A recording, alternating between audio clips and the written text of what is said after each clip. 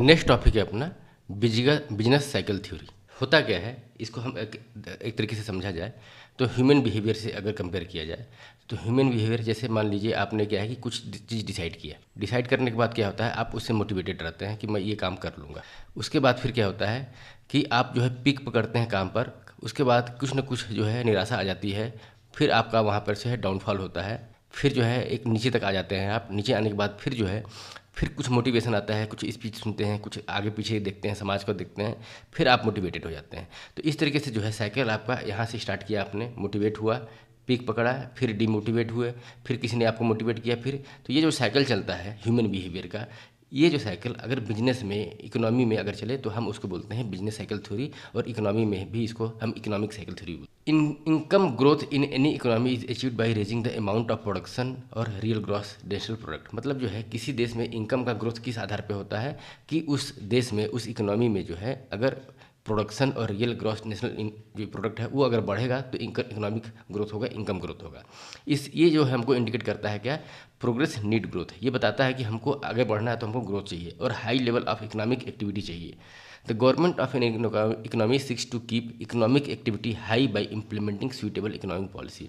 तो कोई भी देश की जो है गवर्नमेंट है, इकोनॉमी है, वो ग्रोथ के लिए जो है ऐसी इकोनॉमिक एक्टिविटी को फॉलो करती है, ऐसी इकोनॉमिक एक्टिविटी को इम्प्लीमेंट करती है कि वो जो है ग्रोथ के लिए सूटेबल हो। तो ग्रोथ को बढ़ाने के लिए जो गवर्नमेंट की इम्प्लीमेंटेशन होता है उसके चलते जो है हमको जो है नेशनल इनकम, नेशनल ग्रोथ में दिखता है वो।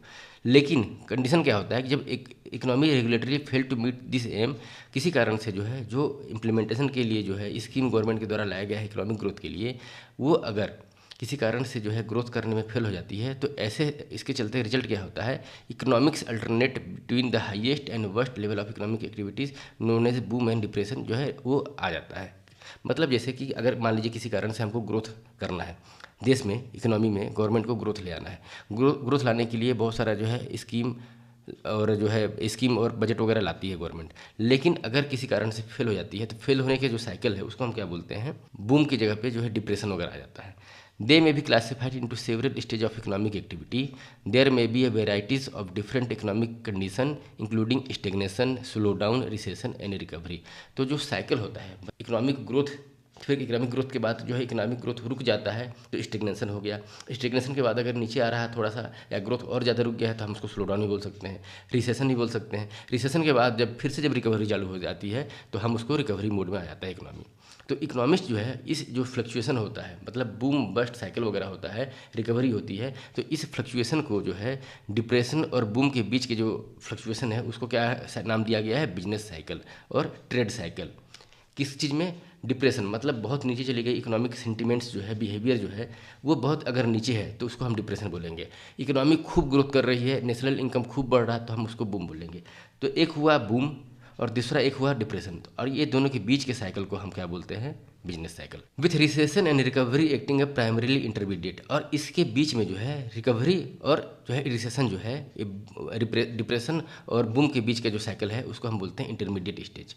और इस पूरे जो है ट्रेड साइकिल को, बिजनेस साइकिल को हम बोलते हैं इकोनॉमिक साइकिल। एग्जाम्पल के लिए देखा जाए अगर बिजनेस साइकिल का सिग्निफिकेंस क्या है, ये इस ड्राइंग में देखिए कि बिजनेस साइकिल कैसे है। पहले ये देखते हैं कि जैसे हमारी ये रियल जीडीपी है, ये टाइम है। रियल जीडीपी और टाइम के अगेंस्ट में ये प्लॉट किया गया है ग्राफ।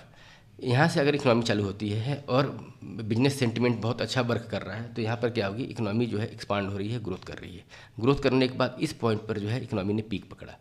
पीक पकड़ने के बाद क्या होता है कि इकोनॉमी जो है कॉन्ट्रैक्ट हो रही है, इन द सेंस जो है इकोनॉमी का जो ग्रोथ रेट है वो घट गया। ये जो जीरो है यहाँ पर नहीं आया, ठीक है, यहाँ से हमने स्टार्ट किया था, यहाँ पर नहीं आया, लेकिन जो एक्सपांसन हो रहा था, ग्रोथ रेट जो हो रहा था जीडीपी का, खास करके रियल जीडीपी का। रियल जीडीपी जब हम अब आगे पढ़ेंगे तो क्या होता है, जैसे नॉमिनल जीडीपी है फिर रियल जीडीपी है, यहाँ पर रियल जीडीपी के अगेंस्ट प्लॉट किया गया है, यानी इन्फ्लेशन से एडजस्ट करके, महंगाई से एडजस्ट करके हमारे ग्रोथ को कंपेरिजन किया गया। तो पीक पकड़ने के बाद जो है इकोनॉमिक जो साइकिल है वो कॉन्ट्रैक्शन होती है। कॉन्ट्रैक्शन इन द सेंस कि जो ग्रोथ रेट है वो हमारा कम होने लगा है। फिर उससे नीचे जो हमारा एक ही बेस लाइन जो लॉन्ग टर्म ग्रोथ का जो ट्रेंड है उससे अगर नीचे चला जाता है तो हम उसको बोलते हैं रिसेशन। और जो सबसे बॉटम पोर्शन है हमारा ट्रॉफ जो है, यहाँ पर आने के बाद जो है फिर से जो है रिकवरी होती है और मार्केट जो है अपने इस पीक से जो है ऊपर चला जाता है।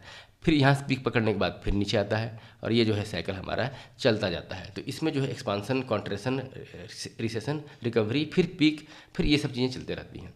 तो इसमें जो है सिग्निफिकेंस क्या है बिजनेस साइकिल का, तो जो मेजर माइक्रो इकोनॉमिक्स इंडिकेटर होते हैं जैसे कि इन्फ्लेशन होता है, इंडेक्स ऑफ इंडस्ट्रियल प्रोडक्शन होता है, इनकम होता है, एम्प्लॉयमेंट होता है, ये सब चीज़ें जो है इस बिजनेस साइकिल से अफेक्टेड होते हैं। सपोज दैट इकोनॉमी में ग्रोथ हो रहा है अच्छा खासा है, तो यहाँ पर क्या है एम्प्लॉयमेंट जो है हमारा बढ़ेगा, एम्प्लॉयमेंट बढ़ेगा, इंडेक्स ऑफ इंडस्ट्रियल प्रोडक्शन का जो डाटा है वो पॉजिटिव आएगा, वो बढ़ करके आएगा, इनकम लोगों का बढ़ेगा। लेकिन जब ये रिसेशन की बात की जाए तो रिसेशन में क्या होगा, हमारा जो है एम्प्लॉयमेंट जो है वो डाउन होगा, इनकम जो है वो डाउन होगा, इंडेक्स ऑफ इंडस्ट्रियल प्रोडक्शन जो है उसका डाटा जो है निगेटिव रहेगा। तो ये जो हमारा जो मैक्रो इकोनॉमिक इंडिकेटर होते हैं वो जो है रिफ्लेक्ट करते हैं बिजनेस साइकिल को। The business cycle is an effective instrument for the analysing the economy, और इस बिजनेस साइकिल को स्टडी करके हम जो है किसी देश की इकोनॉमी को एनालाइज करते हैं।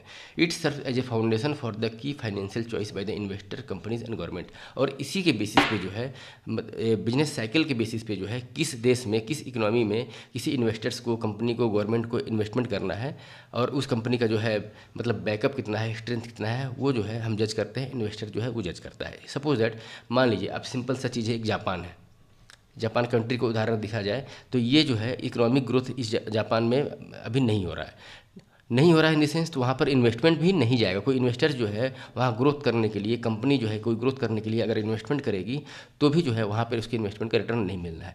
तो ये बिजनेस साइकिल को रीड करके, स्टडी करके जो है जो इन्वेस्टर्स होते हैं, कंपनी होती है, वो डिसाइड करती हैं। एक एक तरीके से जो है अब बिजनेस साइकिल को और अच्छे से जो है हम मतलब एक एक पॉइंट को हम डिस्कशन करते हैं कि एक्सपांसन क्या होता है। तो एक्सपांसन क्या है, this is stage of business cycle is also known as economy boom, मतलब यहाँ पर जो है इकोनॉमी बूम होता है, इकोनॉमी जो है वो ग्रोथ करती है बहुत तेज़ी से, which is characterised by the increase in real GDP, जो कि इंडिकेट करता है क्या कि रियल जीडीपी बढ़ रही है, रियल जीडीपी बढ़ने की वजह से जो है इकोनॉमी का बूम आ रहा है और इकोनॉमी में एक्सपांसन हो रहा है। During this phase economic expands in all dimension, और इकोनॉमी जो है सभी डायरेक्शन में, सभी डायमेंशन में जो है ग्रोथ करती है, जिसके चलते जो है रैपिड और सस्टेनेबल डिमांड क्रिएट होता है इकोनॉमी में। रैपिड और सस्टेनेबल डिमांड क्रिएट होने की वजह से उसको भरपाई करने के लिए सप्लाई भी बढ़ाई जाती है। सप्लाई बढ़ने की वजह से जो है कंपनी है, इंडस्ट्री है, उनका प्रोडक्शन बढ़ता है, जिसके चलते जो है इन्वेस्टमेंट, आउटपुट और एम्प्लॉयमेंट भी जनरेट होता है, ग्रोथ होता है, इंक्रीज होता है एक्सपांसन वाले साइकिल में। द इकोनॉमी में आल्सो सफ़र स्ट्रक्चरल इशू, और इसमें जो स्ट्रक्चरल इशू से भी सफ़र किया जा सकता है, जैसे lack of investment capitals, reduced saving, declining standard of living. होता क्या है, जब इकोनॉमी बूम होती है तो जितना सप्लाई के लिए हमको रिक्वायर्ड जो है इन्वेस्टमेंट चाहिए, तो इन्वेस्टमेंट कैपिटल जो है वो शॉर्टफॉल हो सकता है, लैक करता है। उसको भरपाई करने के लिए सेविंग के पैसे भी जो है वो इकोनॉमिक एक्सपांसन में चले जाते हैं लोग एक्सपेक्टेशन में कि अभी मतलब सिंपल सा चीज़ है कि कोई चीज़ 100 रुपये है, 120 चली गई और 120 से 150 चली गई, तो लोग क्या करते हैं कि ये फोमो बोलते हैं, एक कंसेप्ट होता है fear of missing out, in the sense यहाँ पे 100 का 120 का 150 चला गया तो 180 भी चला जाएगा, ऐसा जो है लोग एक्सपेक्टेशन करके फियर ऑफ मिसिंग आउट कि हम इसको मिस ना कर दें, तो जो है लोग अपनी सेविंग को रिड्यूस करके जो है इसमें इन्वेस्टमेंट करते हैं। स्टैंडर्ड ऑफ लिविंग जो है थोड़ा सा डिक्लाइन भी होता है, और ये जो है फोमो का बोला जाए, चाहे इन्वेस्टमेंट कैपिटल चाहे सेविंग वगैरह जो रिड्यूस होता है, उसके बाद जो है बिजनेस साइकिल पीक पकड़ता है, पीक पकड़ने के बाद जो है फिर धीरे धीरे जो है रिवर्स होता है, कॉन्ट्रैक्शन होता है। यहाँ पर जो कॉन्ट्रैक्शन क्यों आया, सेकेंड हमारा पॉइंट, यहाँ पीक पकड़ने के बाद जो है यहाँ पर पीक पकड़ा है हमारा, एक्सपांसन के बाद फिर कॉन्ट्रैक्शन आया। इसका क्या रीजन है, this phase is most often known as recession, इस फेज को हम क्या बोलते हैं, रिसेशन। रिसेशन का ये मतलब हुआ कि जो इकोनॉमी हमारी एक्सपांड हो रही थी, पीक पकड़ने के बाद जो है वहाँ से डिक्लाइन हो रही है, नीचे आ रही है। This period overall economic activity जो है वो फॉल हो जाती है। क्योंकि इकोनॉमी में इन्वेस्टमेंट के लिए पैसे नहीं बचे, सेविंग भी जो है वो इन्वेस्टमेंट में लग गया। अब एक अपनी सेचुरेशन पॉइंट पर आने के बाद इकोनॉमी जो है वो जो है डाउनफॉल आती है, resulting in low economic production और रियल जीडीपी जो है यहाँ पर जो है रिजल्टिंग इन मतलब लो इकोनॉमिक प्रोडक्शन होता है और रियल जीडीपी भी जो है यहाँ पर डाउन होने लगती है। यहाँ पर इसका रिजल्ट क्या होता है कि कंजम्पशन जो है वो कम हो जाता है, कॉर्पोरेट प्रॉफिटेबिलिटी जो है वो रिड्यूस हो जाती है, इन्वेस्टमेंट, एम्प्लॉयमेंट, रिटेल सेल और अदर जो है मैक्रो इकोनॉमिक फैक्टर जो है वो सब जो है दिखने लगते हैं, डिक्लाइन गिनिंग की तरफ कम होने लगते हैं। किस फेस में, कॉन्ट्रैक्शन फेस में, जिसको हम बोलते हैं रिसेशन। रिसेशन के बाद क्या है, एक डिप्रेशन आ जाता है। डिप्रेशन मतलब रिसेशन का और एडवांस पार्ट, जिसमें हमारा जो रिसेशन जो है और ज़्यादा गहरा हो जाता है, इकोनॉमी पे और नेगेटिव इंपैक्ट आने लगता है। तो डिप्रेशन को ये डिफाइन किया जा सकता है कि economically experiencing a recession of 2 और मोर कंसिक्यूटिव क्वार्टर, मतलब 2 और 2 से ज़्यादा जो है क्वार्टर में, मतलब 3 महीने का जो है हमारा एक क्वार्टर होता है। 12 महीने को हम अगर 4 पार्ट में डिवाइड करते हैं तो 4 क्वार्टर होते हैं हमारे। तो लगातार जो है तो अगर 2 क्वार्टर में जो है इकोनॉमिक जो एक जो रियल जीडीपी है हमारी जो है वो मतलब ग्रोथ रेट जो है कम दिखा रही है, तो हम उस कंडीशन को जो है रिसेशन को हम जो है डिप्रेशन में मान लेते हैं। During this phase economic productivity decline drastically, इस फेज में जो है ड्रास्टिकली जो है इकोनॉमिक प्रोडक्टिविटी डिक्लाइन होती है। और जीडीपी के साथ साथ जीएनपी मतलब ग्रॉस नेशनल प्रोडक्ट और ग्रॉस डोमेस्टिक प्रोडक्ट, ये दोनों जो है indicate negative growth as well as unemployment, मतलब जो है ग्रोथ रेट हमारा निगेटिव हो जाता है और अनएम्प्लॉयमेंट रेट भी जो है वो बढ़ता जाता है। तो इस कंडीशन को हम डिप्रेशन बोलते हैं। क्या टेक्निकल डिफिनेशन हुआ डिप्रेशन का, कि जब लगातार 2 क्वार्टर्स और उससे ज़्यादा जो है इकोनॉमिक हमारा जो जीडीपी ग्रोथ रेट है वो निगेटिव हो जाता है, तो उस कंडीशन को जो है हमारा एक्सपीरियंस जो है रिसेशन का जो है वो डिप्रेशन में चला जाता है। डिप्रेशन के बाद ये ट्रफ वाला जो एरिया है, डिप्रेशन के बाद जो है फिर हमारा जो है गवर्नमेंट इंटरवेन करती है और उसके बाद आता है हमारा रिकवरी। रिकवरी वाले स्टेज में क्या होता है, it is a stage during which economy attempts to recover after the period of low output. जो लो आउटपुट हमारा जो है डिप्रेशन में रिसेशन पीरियड में था, उससे रिकवर करने की कोशिश करती है इकोनॉमी। आउटपुट जो लो था उससे जो है आउटपुट बढ़ने की कोशिश होती है। और रिसेशन एंड डिप्रेशन में occur during the low production area, मतलब लो प्रोडक्शन एरिया से जो के चलते जो डिप्रेशन और रिसेशन था उससे जो है निकल करके जो है इकोनॉमी अटेम्प्ट करती है रिकवरी करने के लिए, अपने प्रोडक्शन को बढ़ाने के लिए। To rebuild the economy both government, यहाँ पर गवर्नमेंट इंटरवेन करती है और सेंट्रल बैंक जो है किसी भी देश की, जैसे कि इंडिया में आरबीआई है और यूएसए में जो है फेडरल बैंक है, तो वो जो है इंटरवेन करती है positively to implement a variety of physical and monetary policy. India में मॉनेटरी पॉलिसी आरबीआई के द्वारा आता है, फिजिकल पॉलिसी जो है वो गवर्नमेंट के द्वारा आता है। तो ये दोनों जो है गवर्नमेंट और आरबीआई मिलकर के फिजिकल और मॉनेटरी पॉलिसी को जो है इस तरीके से इंप्लीमेंट करते हैं, इस तरीके से उसको फॉर्मुलेट करते हैं कि जिसके चलते जो है डिमांड, इन्वेस्टमेंट और आउटपुट जो है वो इम्प्रूव हो, ग्रोथ हो। The price mechanism is critical to the economics revival. और जो प्राइस मैकेनिज्म है यहाँ पर जो है price mechanism in the sense जो इंटरवेंशन है गवर्नमेंट का, सेंट्रल बैंक का, वो प्राइस डिस्कवरी के लिए करके, तो वो जो है प्राइस मैकेनिज्म जो है वो इकोनॉमिक्स रिवाइवल के लिए जो है वो क्रिटिकल हो जाता है, मतलब जो है इनएविटेबल हो जाता है, आवश्यक हो जाता है। During the recovery phase manufacturer replace certain depreciated capital goods while maintaining others. In the sense अब यहाँ पर प्रोडक्शन कैसे बढ़ेगा। अब किसी भी प्रोडक्शन हाउस में, किसी भी मैन्युफैक्चरिंग इंडस्ट्री में क्या होता है, जो ओल्ड जो मशीनरीज वगैरह होती हैं वो डिप्रिसिएटेड हो जाती हैं, तो उनको रिप्लेस करके जो है नए कैपिटल गुड्स वगैरह, नए मशीनरीज वगैरह लगाए जाते हैं, जिससे जो है प्रोडक्टिविटी जो है इकोनॉमी की बढ़ जाती है। As a result organisations investment and employment level improve हो जाता है। और as this process get pace the economy return to it state of expansion और 10 बिजनेस साइकिल कंटिन्यू। और जब प्रोडक्टिविटी हमारी इंप्रूव हो जाती है, प्रोडक्शन हमारा इंप्रूव हो जाता है, तो ये जो है हमारा साइकिल जो है इकोनॉमी जो है एक्सपांसनरी फेज में आ जाता है। दोबारा जो है हमारा ये स्टेज से बढ़ करके फिर जो है ऊपर एक्सपांसनरी फेज में चला जाता है। जब एक्सपांसनरी फेज में जाता है हमारा, तो हमारा ये जो है बिजनेस साइकिल जिसको बोला जाता है वो कंप्लीट नहीं होता है, कंटिन्यूटी में चला जाता है। मतलब एक्सपांसन, कॉन्ट्रैक्शन के बाद जो है जो रिसेशन आया, रिसेशन के बाद फिर से रिकवरी के बाद फिर क्या होगा, एक्सपांसन होगा, फिर जो है कॉन्ट्रैक्शन होगा। तो ये हमारा बिजनेस साइकिल हो गया। नेक्स्ट है हमारा dynamic pricing. Dynamic pricing in the sense आपने सुना होगा, डायनेमिक मतलब जो होता है एक एक्टिविटी होती है, एजाइलनेस होता है, रिस्पॉन्स होता है क्या, सिचुएशन को देख करके। आपने अभी जो है एयर फ्लाइट वगैरह का टिकट कभी किया होगा, या फिर रेलवे में भी जो है डायनेमिक प्राइसिंग जो है इंप्लीमेंट किया गया है। किस बेसिस पे, कि जब डिमांड पीक होता है और सीटें जो है वो लिमिटेड होती हैं, डिमांड करने वाले लोग ज़्यादा होते हैं, तो उसमें जो है प्राइस जो होता है वो फिक्स नहीं होता है। प्राइस जो है वेरिएबल होता है, सिचुएशन बेस पे होता है। जब डिमांड ज़्यादा हो जाता है तो प्राइस को जो है और बढ़ा दिया जाता है। तो वही डायनेमिक प्राइसिंग क्या है, इसको हम बोलते हैं सर्ज प्राइसिंग और या डिमांड प्राइसिंग और time based pricing. In the sense मान लीजिए कि मेरा जो है आज से 3 महीने के बाद जो है एयर फ्लाइट का टिकट लेना है, तो अगर एयर फ्लाइट का टिकट 3 महीने के बाद जो है 5,000 रुपये है, 3 दिन के बाद का अगर मैं टिकट लेता हूँ अगर नज़दीक में, तो हो सकता है वो 20,000 भी हो जाए, क्योंकि जितना हम नज़दीक आएंगे टाइम बेस्ड जो है प्राइसिंग यहाँ पे इम्प्लीमेंट होता है। तो यही हुआ डायनेमिक प्राइसिंग का कंसेप्ट। ये होता है क्या, ये business technique in which price are adjusted to reflect the changing demand. तो चेंजिंग डिमांड के हिसाब से जो है प्राइस जो है वो एडजस्ट होता है और वही रिफ्लेक्ट करता है हमको डायनामिक प्राइसिंग में। For the example in airlines, जो भी एयरलाइंस का जो प्राइस एडजस्ट होता है वो सबसे बड़ा इसका एग्जांपल है कि सीट का टाइप हो सकता है विंडो सीट का जो है प्राइस ज़्यादा हो, या ट्रेन में जो है लोअर सीट होती है उसका प्राइस ज़्यादा हो। तो ये जो है किस मतलब जो है किस टाइप की सीटें हैं, किस टाइम पे हम इसको बुक कर रहे हैं उसके अकॉर्डिंगली, और कितनी क्वांटिटी डिमांड कर रहे हैं, और कब जो है टाइम टिल डिपार्टमेंट, ये सब जो है डिपेंड करता है हमारा प्राइस पे। तो इसको हम बोलते हैं डायनामिक प्राइसिंग। फिर एक कंसेप्ट है प्रीडेटरी प्राइसिंग। प्रीडेटरी प्राइसिंग का मतलब जो होता है, एग्जांपल के लिए एग्जांपल हम समझते हैं कि सबसे पहले जियो नेटवर्क जो है हमारा आया था, वो फ्री ऑफ कॉस्ट था। नेटवर्क जो है फ्री ऑफ कॉस्ट था, कोई चार्जेस नहीं था। 1-2 साल तो उसने सबको फ्री में डेटा, फ्री में वॉइस कॉल वगैरह दिया।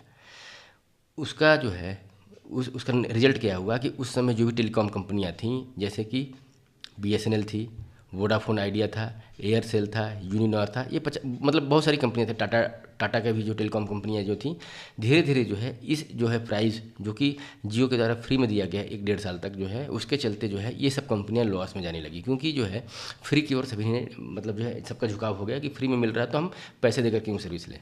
कंडीशन ये हुआ कि ये सब कंपनियां जब बंद हो गई तो फिर जो है जियो ने अपने जो है चार्जेस को धीरे धीरे जो है इम्पोज करना चालू किया, और आज के डेट में जो है जो जियो है वो मार्केट जो हमारा पहले का मार्केट था उससे ज़्यादा चार्जेस लिया जाता है जियो के द्वारा, मंथली नेटवर्क हो चाहे सालाना हो आपका। तो इसी कंसेप्ट को हम बोलते हैं predatory prices, in the sense कि आप शुरू में ऐसा प्राइस लाइए जिससे धीरे धीरे आपके कंपटीटर जो है वो उस पर सर्वाइव ना कर पाए और ख़त्म हो जाए। जब आपके कंपटीटर खत्म हो जाएंगे तब आप मनमाना रेट लगा करके जो है मार्केट को कैप्चर करेंगे। तो ये मार्केट कैप्चर करने का एक टेक्निक होता है। तो predatory pricing is a commercial price strategy that uses large scale undercutting to the remove competitor. मतलब जो है ऐसा कॉमर्शियल प्राइस स्ट्रेटेजी है जिसमें लार्ज स्केल पर जो है आप ऐसे पॉलिसीज लाते हैं जिसके चलते आपके कंपटीटर जो है वो खत्म हो जाते हैं, रिड्यूस हो जाते हैं, रिमूव हो जाते हैं। This is where an industry dominant corporate with considerable market dominance will intentionally decrease the pricing of a product और service to loss making levels in order to attract all user और from a monopoly. और last में जो है ये business जो है monopoly की तरफ बढ़ जाता है, और बाद में जब कंपटीटर निकल जाते हैं तो मनमाना रेट जो है वसूला जाता है। नेक्स्ट टॉपिक है इनविजिबल हैंड, अदृश्य हाथ। ये क्या है अदृश्य हाथ? ये जो है कंसेप्ट इनविजिबल हैंड जो है वो एडम स्मिथ के द्वारा जो है उनकी book the theory of moral sentiments 1759 में आया था। एडम स्मिथ की book the theory of moral sentiment, और बाद में एक और बुक आई an inquiry into the nature and cause of the wealth of the nation. ये 2 बुक जो है हमको याद कर रखना है, एडम स्मिथ के द्वारा जो लिखी गई है। इसमें जो है इनविजिबल हैंड्स जो है का कंसेप्ट जो है निकल करके आया। इनविजिबल हैंड क्या है कि एक अनसीन मार्केट फोर्स है। ये क्या है? एक अनसीन मार्केट फोर्स है, अदृश्य हाथ है, जो कि मेंटेन करता है the equilibrium in the demand and supply of goods in free market. Free market का मतलब जो है होता है परफेक्ट जो कंपटीटिव मार्केट होता है, जिसमें डिमांड और सप्लाई जो है मार्केट ड्रिवन होता है। डिमांड और सप्लाई ये दोनों जो है मार्केट ड्रिवन होता है, कोई इसको जो है मैनिपुलेट नहीं करता है। मार्केट में अगर डिमांड है तो उसके रेशियो में जो है सप्लाई जो है वो ऑर्गेनाइजेशन के द्वारा, फर्म के द्वारा दिया जाएगा। सप्लाई अगर ज़्यादा है तो मान लीजिए रिसेशन आने की संभावना है, रिसेशन आने के बाद जो है धीरे धीरे जो है सप्लाई कम हो जाएगी, डिमांड बढ़ेगी। ये दोनों एक दूसरे को मतलब जो है एडजस्ट करते हैं। ये जो एडजस्टमेंट होता है डिमांड और सप्लाई का थ्रू द इनविजिबल हैंड, ऐसा बोलना है एडम स्मिथ का। किस बुक में? The theory of moral sentiments और an inquiry into the nature and cause of the wealth of the nation. ये 2 बुक में इन्होंने इनविजिबल हैंड्स को जो है वो मेजर जो है मार्केट फोर्स के रूप में जो है रिप्रेजेंट किया है, जो कि जो है मार्केट में इक्विलिब्रियम क्रिएट करता है। और इक्विलिब्रियम जो क्रिएट करता है वो किसके बीच में? डिमांड और सप्लाई के बीच में। तो Adam Smith was a proponent of the laissez fair economic policy. Laissez fair economic policy जिसमें क्या बोलता है इन्होंने ये बोला कि हमको मार्केट को छोड़ देना है, लीव एलोन। ये फ्रेंच वर्ड है लेजेस फेयर। ये बोलता है कि मार्केट में इंटरफेरेंस नहीं करना है, उसको लीव एलोन, उनको छोड़ देना है। वो अपने आप जो है मार्केट सिचुएशन के हिसाब से एडजस्ट हो जाएगा। The free market to regulate themselves using competition, supply and demand and self interest। यहाँ पर जो है मार्केट को कौन ड्राइव करेगा? कंपटीशन, सप्लाई एंड डिमांड और सेल्फ इंटरेस्ट। अगर हम मार्केट को जो है लीव एलोन, लेजेस फेयर छोड़ देते हैं तो उस कंडीशन में। तो ये जो है बेसिक थ्योरी था एडम स्मिथ का, इसे in economic theory from the 18th century which is a key part of free market capitalism. और इसी के आधार पे जो है, इसी के बेस पे जो है मॉडर्न जो कैपिटलिज्म है, फ्री मार्केट वाला जो है वो as a concept, as a nation जो है वो एग्जिस्ट होके आता है। एडम स्मिथ ने इसके अलावा जो है टैक्सेशन के लिए जो है कुछ कैनन्स दिए हैं, 4 cannons of the taxation. Taxation का मतलब जो है, अगर जैसे कि टैक्स की जो पॉलिसी गवर्नमेंट जो है फॉर्मुलेट करती है, तो वो उसका बेस क्या होना चाहिए कि जिसके चलते हम मैक्सिमाइज जो है मैक्सिमम जो है टैक्स कलेक्शन कर पाएँ। तो उन्होंने अपनी book the wealth of the nation कब लिखा था? 1759 में। तो उसमें उन्होंने 4 कैनन्स ऑफ टैक्सेशन जो है दिया था। उसमें पहला कैनन्स है कैनन्स ऑफ इक्वलिटी, मतलब जो है जो टैक्स है वो इक्वलिटी बेसिस पे जो है इम्पोज करना चाहिए। ये नहीं कि गरीब आदमी पे ज़्यादा इम्पोज किया जाए और अमीर आदमी पे टैक्स जो है वो कम किया जाए। नहीं, टैक्स जो है टैक्स में इक्वलिटी होनी चाहिए। फिर दूसरा जो कैनन्स ऑफ सर्टेनिटी, और टैक्स की जो पॉलिसी है गवर्नमेंट जो फॉर्मुलेट करती है उसमें क्या होनी चाहिए? सही दिशा निर्देश होना चाहिए, सही डायरेक्शन होना चाहिए, सर्टेनिटी होनी चाहिए।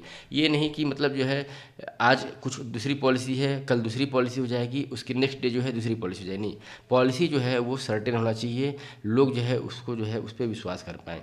तीसरा है कैनन्स ऑफ कन्वीनियंस, और टैक्सेशन पॉलिसी ऐसी होनी चाहिए जो कन्वीनियंटली जो है इम्पोज किया जा सके, इम्प्लीमेंट किया जा सके। ऐसा ना हो कि ऐसी पॉलिसी हम बना दें, ऐसी टैक्सेशन पॉलिसी जिसको हम खुद भी लागू ना कर पाएँ। तो जो भी रूल्स रेगुलेशन टैक्सेशन से संबंधित आप बनाएंगे तो वो क्या होना चाहिए? कन्वीनियंट होना चाहिए, आसान होना चाहिए, सूटेबल होना चाहिए। फिर जो है कैनन ऑफ इकोनॉमी, और कलेक्शन करना, पता चला कि 100 रुपये का कलेक्शन करना है और 1000 रुपये हमारा खर्चा हो रहा है, तो ऐसी भी पॉलिसी हमारी नहीं होनी चाहिए। कैनन ऑफ इकोनॉमी होनी चाहिए टैक्सेशन की। तो 4 कैनन्स ऑफ टैक्सेशन क्या है? एक तो इक्वलिटी है, सर्टेनिटी है, कन्वीनियंस है और इकोनॉमी है। 4 क्या है? EEC। इक्वलिटी और इकोनॉमी होनी चाहिए, सर्टेनिटी होनी चाहिए और कन्वीनियंस होना चाहिए। EEC जो है हमारा 4 कैनन्स ऑफ टैक्सेशन। नेक्स्ट है हमारा कुजनेट कर्व से रिलेटेड। हम यहाँ पर क्या है इकोनॉमिक्स डिस्कशन कर रहे हैं, तो पहले इकोनॉमिक्स के पर्सपेक्टिव से देखते हैं। तो कुजनेट कर्व क्या है? ये एक रिलेशनशिप शो करता है इनकम इनइक्वलिटी जो होती है उसके बीच में और इकोनॉमिक ग्रोथ के बीच में। The shape of curve is inverted you, ये इन्वर्टेड यू में शेप होता है। और इनकम इक्वलिटी जो कि गिनी कोफिशिएंट से लिया जाता है, और साथ जो है इनकम पर कैपिटा मतलब इकोनॉमिक डेवलपमेंट जो है उसको रिलेट करता है। ये बता रहा है कि जैसे जैसे जो है हमारा इनकम बढ़ता जाता है, जैसे समझिए जैसे कि हमारा ये इनकम जो है पर कैपिटा क्या है, इस डायरेक्शन में जा रहे हैं हम तो बढ़ रहा है, ठीक है। इस डायरेक्शन में जैसे जैसे बढ़ते जा रहा है हम बढ़ रहा है, तो हमारा क्या है कि इनइक्वलिटी जो है हमारी इनकम इनइक्वलिटी जो है आर्थिक रूप से जो असमानता है वो जो है वो बढ़ता जाएगा। पीक जब टर्निंग पॉइंट जो है ये हमारा ये पीक है।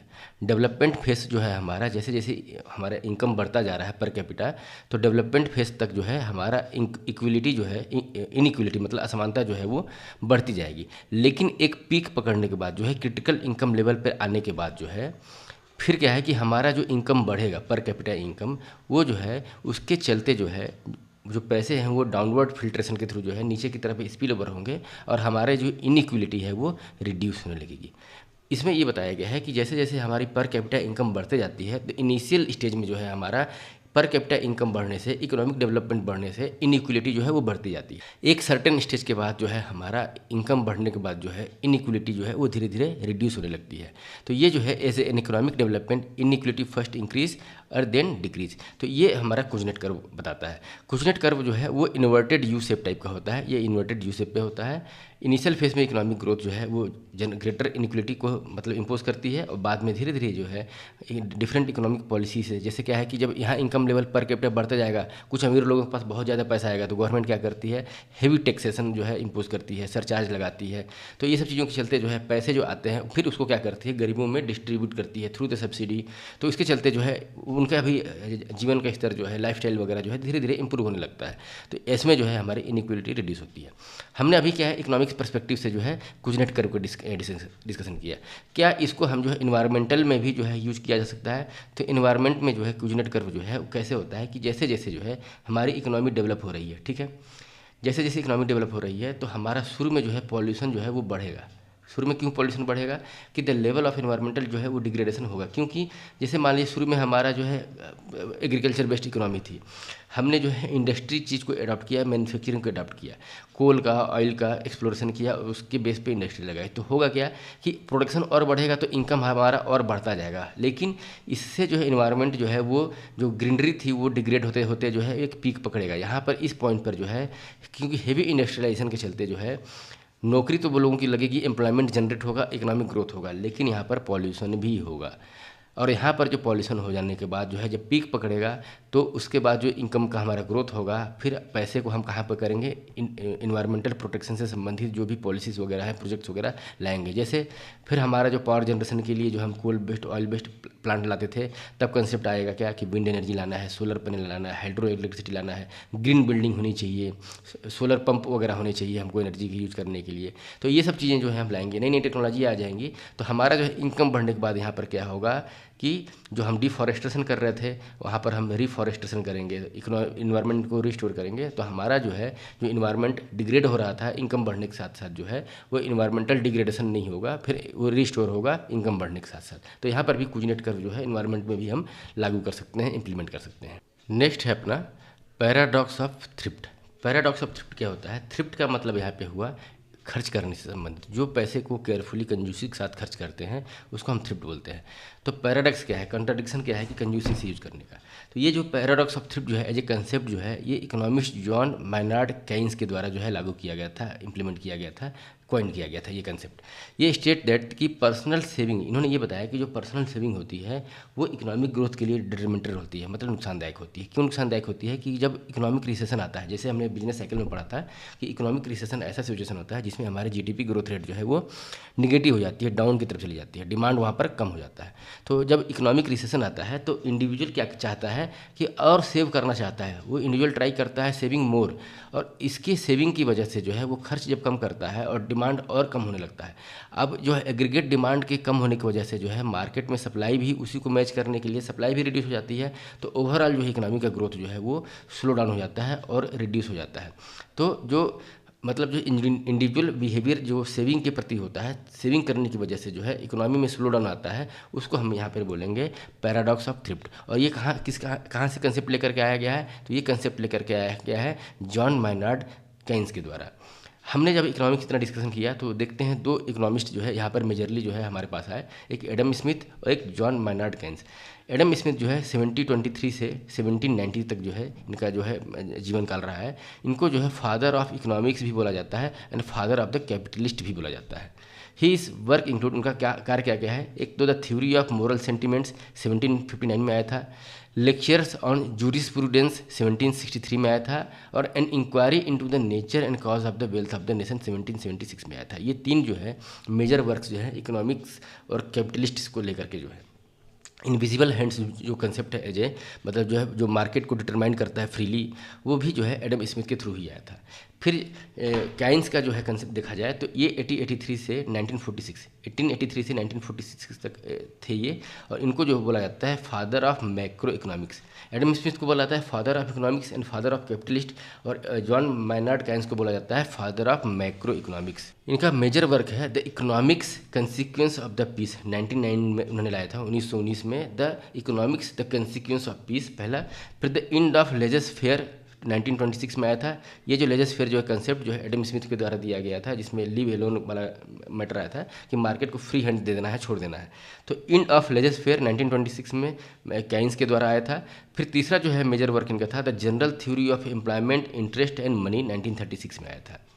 और इनकी थ्योरी से जो है जो मतलब जो है इनकी थ्योरी से जो रिसेशन आया था 1930s के आसपास जो है पूरे वर्ल्ड इकोनॉमी जो स्लो डाउन थी, इनकी थ्योरी जो है बोलती है कि पॉजिटिवली इंटरवेन करना है गवर्नमेंट को पॉलिसी फॉर्मुलेशन में, उसके बिहाफ पे जो है रिसेशन से धीरे धीरे जो है लोग इकोनॉमी जो है वो रिकवर कर पाई। नेक्स्ट है हमारा परेटो एफिशिएंसी से संबंधित। परेटो एफिशिएंसी क्या होती है कि एक ऐसा इकोनॉमिक सिचुएशन है जो कोई परेटो के द्वारा दिया गया था, जिसमें ये बोला गया है कि ये मतलब कोई भी इकोनॉमिक एक्टिविटी जो है वो इस टाइप की इम्पॉसिबल है to make someone better off without making other worse off. मतलब कोई भी इकोनॉमिक कहीं भी से भी हम कुछ भी कार्य कर रहे हैं तो अगर किसी को हम बेटर करते हैं तो डेफिनेटली किसी न किसी को हम वर्स ऑफ करेंगे। सपोज दैट अगर हम इकोनॉमिकली ग्रोथ कर रहे हैं तो हम इन्वायरमेंट को जो है नुकसान पहुंचा रहे हैं। तो यहाँ पे यही बोला जा रहा है कि ये इम्पॉसिबल है कि किसी चीज़ को अच्छा हम करें तो दूसरे को नुकसान ना हो। हम इकोनॉमिक ग्रोथ करेंगे तो इन्वायरमेंट को नुकसान पहुंचाएंगे। तो इसी चीज़ को अगर हम एफिशिएंटली यूज़ करते हैं कि जैसे मैक्सिमम यूटिलाइजेशन ऑप्टिमम एफिशिएंसी वाला जो कंसेप्ट निकल के आ रहा है वो परेटो एफिशिएंसी में आया है। तो इन परेटो ऑप्टिमम स्टेट में क्या बोला जाता है, resources are allocated in such a way that no economic changes can make one individual better off without making other worse off. मतलब ऐसा सिस्टम जहां हम मैक्सिमम जो रिसोर्सेज है उसका ऑप्टिमम यूटिलाइजेशन इस तरीके से करें कि उससे ज़्यादा जो है हम उसका यूटिलाइजेशन नहीं कर सकते हैं, ताकि जो है एक चीज़ को हम अच्छा करें और दूसरी चीज़ को नुकसान कर पाएँ। मतलब मैक्सिमम चीज़ ऐसा हो कि दूसरा को लिमिटेड चाहे मिनिमम चाहे ना के बराबर नुकसान हो और पहला चीज़ जो है वो ज़्यादा इंप्रूव हो जाए। ये ऑप्टिमम एफिशिएंसी है और ऑप्टिमम यूटिलाइजेशन है। इसके साथ ही जो है हमने नितिन संघमन की जो चैप्टर फर्स्ट है इकोनॉमिक्स का उसको हमने डिस्कशन कंप्लीट किया। इसके साथ अब जो है कुछ अटैच जो है हम प्रीवियस ईयर के क्वेश्चन पेपर जो है ऑब्जेक्टिव उसको देख लेते हैं।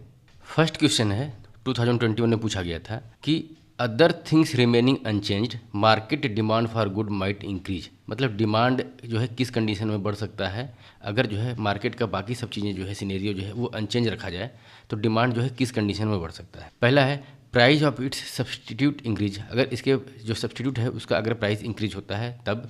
Price of its complement increase, the good is inferior goods and income of the consumer increase, और इट्स प्राइस फॉल। देखिए लास्ट से हम देखते हैं कि अगर किसी वस्तु का जो है प्राइस अगर गिरता है तो उस कंडीशन में क्या होता है कि उसका डिमांड बढ़ता है। चौथा तो सही होगा। दूसरा जो है इस क्वेश्चन को हम जो एलिमिनेशन माध्यम से कैसे करेंगे कि पहले तीसरा ऑप्शन देखिए, जब हम तीसरे ऑप्शन पे आते हैं the goods is in inferior goods, मतलब कोई इन्फीरियर गुड्स है और इनकम बढ़ने के साथ साथ जो है द कंज्यूमर इंक्रीजेस, मतलब उसका डिमांड बढ़ता है। तो इनकम बढ़ने के साथ जो है कोई भी इन्फीरियर गुड्स है उसका जो है डिमांड कम होता है। एग्जांपल हमने देखा था जब केरोसिन से कि जैसे जैसे जो है हमारा इनकम बढ़ता है तो केरोसिन का कंजम्पशन क्या है, घट जाता है, डिमांड घट जाता है। तो जो ऐसे गुड्स जिसका जो है इनकम बढ़ने के साथ जो है कंजम्पशन घट जाता है, डिमांड घट जाता है, उसको हम बोलते हैं इन्फीरियर गुड्स। तो इन्फीरियर गुड्स जो है लॉ ऑफ डिमांड को नहीं फॉलो करता है, इन द सेंस कि मान लीजिए इनकम बढ़ रहा है चाहे सप्लाई कम हो गई तो उसको इसके हिसाब से जो है डिमांड बढ़ना वो फॉलो अप नहीं करता है। तो तीसरा जो है हमारा रॉन्ग आंसर है यहाँ पे। तो तीसरा जब रॉन्ग होता है तो हमारा दूसरा बी ऑप्शन एलिमिनेट हो जाएगा, सी ऑप्शन एलिमिनेट हो जाएगा, डी ऑप्शन एलिमिनेट हो जाएगा, बच जाएगा हमारा 1 और 4। अब इंडिविजुअल ऑप्शन को भी देख लेते हैं। तो चौथा तो हमारा सही है, इट्स प्राइस फॉल। जब प्राइस किसी कमोडिटी का फॉल होता है तो हम क्या है उसका जो है डिमांड ज़्यादा कर लेते हैं, ठीक है, बढ़ जाता है। फिर जो है दूसरा जो है the price of it's complement increase. जब कम्प्लीमेंट का जो है प्राइस इंक्रीज हो जाता है तो जो दूसरा जो है प्रोडक्ट है उसका जो है डिमांड कम हो जाता है। क्यों कम हो जाता है? क्योंकि जो है प्राइस बढ़ने की वजह से जो है, जैसे मान लीजिए चाय पत्ती का दाम अगर बढ़ गया तो क्या होगा, शुगर का जो है डिमांड कम हो जाएगा, क्योंकि ओवरऑल जो है चाय बनाने का जो है जब प्रोसेस जो है वो कम हो जाता है। तो दूसरा ऑप्शन भी गलत हो गया। पहला ऑप्शन क्या है, the price of it's substitute increase. जब प्राइस ऑफ सब्सटीट्यूट का जब इंक्रीज हो जाता है तो दूसरे उसका जो रिप्लेसमेंट वाला जो गुड्स है उसका जो है डिमांड बढ़ जाता है, ये बात सही है। तो इसका आंसर होगा फर्स्ट एंड लास्ट जो होगा ऑप्शन ए। फिर दूसरा है कि if a commodity is provided free to the public by the government. अगर कोई कम्युनिटी पब्लिक को जो है गवर्नमेंट के द्वारा फ्री दिया जा रहा है तो यहाँ पर अपॉर्चुनिटी कॉस्ट पे क्या असर आएगा, किस टाइप का अपॉर्चुनिटी कॉस्ट होगा। तो यहाँ पर क्या है कि गवर्नमेंट क्या बोलता है कि the opportunity cost is zero. तो जीरो अपॉर्चुनिटी कॉस्ट तो हो नहीं सकता। क्यों? क्योंकि अपॉर्चुनिटी कॉस्ट क्या केवल मनी से रिलेटेड नहीं है, टाइम से रिलेटेड है, हेल्थ से रिलेटेड है, इन्वायरमेंट से रिलेटेड है। तो किसी भी कंडीशन में जीरो नहीं होगा, कुछ ना कुछ आपका टाइम स्पेंड होता है, हेल्थ, इन्वायरमेंट, ये सब चीज़ें कुछ ना कुछ उसमें जाएंगी। फिर the opportunity cost is ignored नहीं किया जा सकता, क्योंकि कहीं ना कहीं देखिए आपको अगर देखा जाए तो गवर्नमेंट फ्री ऑफ कम्युनिटी कुछ डिस्ट्रीब्यूट करती है पब्लिक को, तो क्या है वो कहीं ना कहीं से जो है एडजस्ट करती है, कहीं ना कहीं से उसको ड्रॉ करती है। और ऑप्शन क्या है कि मनी गवर्नमेंट के पास लिमिटेड है, तो फ्री ऑफ कॉस्ट अगर किसी को दे रहा है तो कहीं ना कहीं जो है नेक्स्ट बेस्ट ऑप्शन को जो है उसको जो है आदमी एडजस्ट कर रहा है, और उस नेक्स्ट पॉसिबल ऑप्शन ही इसका जो है अपॉर्चुनिटी कॉस्ट होता है। तो जो बी ऑप्शन भी हमारा नहीं होगा।